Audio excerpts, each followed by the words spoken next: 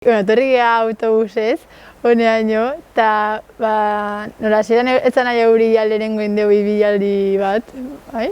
Eta leku desberdinetan gatu geha eta Amaiak esplikatu dizkigu mito desberdinak. Hori da, Bilbil Baratza. Eta hortxe, hasi zituen bere ikerketak Josemiel Barandiaratek. Gero errotare bai bizitatu dugu eta gero ja Amaiketakoa da gero museoa etorri gara eta museoa bizitatu dugu. Nei gehien gustatu zaitena ibilaldia izan da. Ze guztia mugitzen egon geha eta orduan beti zoze berria zeon ikusteko. Eta asko ikasi dugu.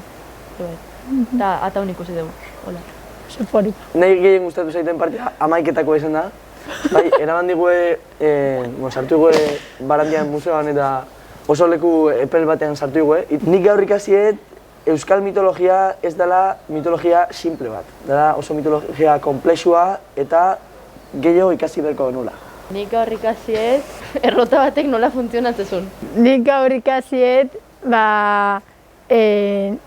uste deuna baino gutxio dakigula gure mitologian eta gure kulturaren inguruan, ze askotan pentsatze dugu euskaldunak izan da asko dakigula ez gure arbasoan inguruan, baina museo honetara etortzea benetan izan da kolpe bat bezala eta ikusi benetan gauza gutxi dakitela. Oso harremanena dakaula gure klasikoak eta literatura unibertsala oso aukera ona izan dela lehenengo ebaluaketa honetan. Egia. Arrazoi.